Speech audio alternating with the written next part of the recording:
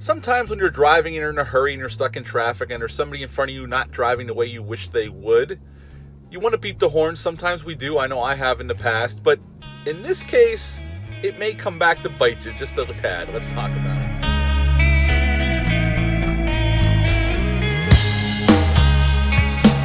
Hey, welcome back to my channel. Hope everyone's doing well out there. And today we're going to talk about a newer film, although a film was released August of last year. And this movie was the first wide theatrical release since the early March of last year, and this movie is Unhinged that we're going to talk about today. This movie is rated R, it's an hour and 30 minutes long, had a budget of $33 million, and upon release it made $20.8 in America and $43 worldwide, which actually is not that bad of a gross considering half the theaters were closed all across the country. Now, the only reason I've kind of forgot about this film for a while, but I started hearing, like, some of my friends were saying I should check it out, and my mom just watched it really recently, and she's like, you should check this out. So last night I sat down and checked it out, finally. Now, this movie was directed by Derek Bort, and we have Russell Crowe starring as, he's listed as the man, or later on, about halfway through the film, he says his name's Tom Cooper, and we're going to talk about that scene. Holy shit. And we got Karen Pistorius as Rachel. And we see Russell Crowe right at the beginning of the film. We see this gray pickup truck pull up at nighttime outside of this house with a for sale sign out front, which I saw, which leads me to suspect why this man's doing what he's doing. He basically gets out of his truck, walks up to his front door, bangs it down with his huge-ass hammer, goes inside, beats the shit out of this guy and this woman, and then lights the house on fire, walks out, gets back in his truck, and takes off. Then we're introduced to Rachel. And right away we get learn a lot about her in the first couple minutes of being with her. We find out she's going through a divorce. She has a young son. She's always late because they make mention of it many times, and she really does not have her shit together. She's very unorganized, and like a lot of us out there, we don't have our shit together all the time, and this woman definitely does not, and she's going through a tough time in life. Now, she's already getting up late, and she has an appointment that day. She's a hairstylist who had her own salon who lost it, and now she does it in people's homes for private customers. And her son's like, we're going to be late for school. This is my third time. I'm going to have to go stay for detention today. So they're trying to get him to school and her to her first appointment. Well, she already knows she's going to be late for her appointment, so she gets fired by her biggest client. And they already know that the son's going to be late for school. And they set up a couple things early on. She asks her son to check the traffic, and she gives him her cell phone, and he goes, well, where's the locking function? She goes, I turned it off because the last time I tried to check traffic, trying to get get it unlocked, I almost got in an accident while I was driving. So they set that up, which is important shortly throughout the film. So they're on their way to get her son to school, and they're at this red light, and this truck's in front of her. And the light turns green, and the truck's not going. And she's waiting. He's not going. So she starts beeping the horn, like laying on it, like the big FU beep. And he's not going. So she drives around him quick and gives him one of this as she's going by and beeping. And here's Russell Crowe's character, and he's not having a goddamn good day either. And he follows her. And he pulls up beside of her, and he has a slight conversation with her son, because his son puts his window down, and he says to her, you should apologize for what you just did. You didn't have to beep at me like that. I just kind of zoned out. And she goes, I'm not apologizing for anything. I'm in a hurry. I have stuff to do. And he goes, well, I'm having a really bad day. She goes, well, you're not the only one. I don't care. And that's when things go bad. She gets her son to school, leaves, and she calls a friend and makes plans to meet at this breakfast place. And she goes to this gas station, starts pumping gas, leaves her phone in the console in the car, doesn't lock the car, which you should always lock your car if there's nobody in it at a gas station. That's how your shit gets robbed. Goes into the gas station, goes to walk out, and realizes that he's parked right behind her.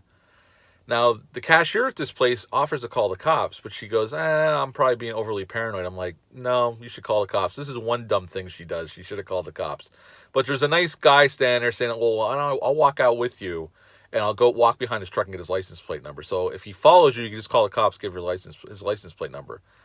So he does, and then he stands in front of the truck. She takes off to prevent him from pulling out. Well, he pulls out and runs this guy over and follows her and chases her down these streets. And that's pretty much where this film goes. But what we didn't see, which we find out right away, is she can't find her phone. Well, here Russell Crowe took it. And Russell Crowe's character took it, and he knows where she's supposed to meet this friend at this diner. So he goes to the diner and meets up with this friend and says his name's Tom Cooper. Now, what transpires after this makes me believe that probably really is his name, because he calls Rachel on his friend's phone, says, I could probably get a hold of her, because he left the flip phone in her car. And he starts having this conversation with him, and he takes his coffee cup and smashes it right directly in the friend's face. And they show the whole thing. And people are just like, don't get up to help. Don't call the cops. They bring their cell phones out and start videoing it, which actually probably half the people in there would really do that the way society is nowadays. I was so fucking pissed but watching this scene out. But it's also captivating and suspenseful. And he basically tells her, he goes, I'm going to kill everybody you love, everybody you know. I'm going to start going down the list in your contact list, starting with your friend right here. And he does kill him. He punches him in the face a bunch of times. Then he puts his head down and stabs him in the back of the neck with a knife. And he tells Rachel, your friend's dead, and you better pick on your contact list who you want me to kill next, or I'm coming for your son. And she goes, I'm going to call the cops. The cops are going to know about you. He goes, I don't care. I'll die by a cop shooting. I don't really give a shit. My life is meaningless, pretty much. And that's where all the rules are off the table. This is a man who doesn't give a shit. He's like a charging bull, and he's going to kill because he just wants to. He's had enough of society. But through their conversation, I bring up about the for sale sign in the front yard of the house in the beginning that he killed the woman and the man. Because he brings up to her about, because he knows she's going through a divorce. And he's like, let me guess, you were cheating on him with this guy, and you're trying to take him for all his money? Is that what you're doing? You're just like the rest of them, you bitch. And I take it in the beginning that was his ex-wife and her lover. They never say that, but he harps on it a few times. He brings it up throughout the film, and I'm thinking maybe that was his ex-wife, and he just snapped and killed her, and now he's just on a rampage. And Russell Crowe is very believable as a psychopath. He's chewing the shit out of the scenery, but it's glorious. He's very intimidating. He's definitely intimidating, and he's very tense throughout the whole film. And you believe that he would do this shit because as soon as he says he doesn't care if he gets killed by the cops, all the rules go out the window. He does not give a shit. He'll do whatever the hell he wants, and if he gets killed, he doesn't care if he dies today. And he tells her that. And I don't want to give anything else away, but pretty much, we have the cat and mouse game through the rest of the film, and he does kill some other people. And at the end of the film, she takes retribution on him, and he gets killed by a candy cane colored scissors, which is a nod to Joyride, just so you all know that out there.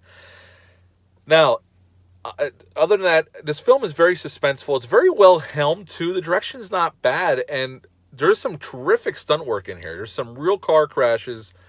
The deaths are very violent. They do not hold back on the gore or the violence, for sure. And this Karen Pistorius' character, Rachel, she's good in this film as the mother that doesn't have her shit together. But the star of this film is Russell Crowe. This movie all hinges on his performance, and he delivers. He chews this scenery. He's very intense. He's very menacing, and they pay off. They don't hold back on the carnage candy here. So I got to respect this movie for that. I had a good time with this film. There's gaps in logic for sure. There was a few moments where I'm like, give me a goddamn break. He would do that totally differently. But at the end of the film, for this little thriller/horror film, because you could say this is a horror film because the violence does get to that level, I enjoyed myself. It was a fun little thriller with some good performances in it. It was well shot. Some real car crashes, which were well staged and well shot and well edited. I would give this movie a 7 out of 10. I enjoyed it. It's not the greatest thing I've ever seen, but it's an enjoyable little thriller. It's short, an hour and 30 minutes long. It keeps the pace moving. It's very suspenseful. I got to give the director credit on that, and Russell Crowe knocks his role out of the park. Also, Russell Crowe did not gain that much weight. He actually wore a fat suit during this film. He didn't feel comfortable putting that kind of weight on for the role, so he just wore a fat suit for this film, and it works. You can't even tell it's a fat suit. At first, I thought that Russell Crowe really put on how much weight. I had to look online, and it's like, no, he just wore a fat suit. But yeah, 7 out of 10 for Unhinged. Have you seen this film? Leave a comment down below. Let me know. Hit the thumbs up, hit the subscribe button, share this video. I greatly would appreciate that. I'll be back later in the week with another review. Until then, I hope you're all doing well out there, and I'm just going to leave you with bye.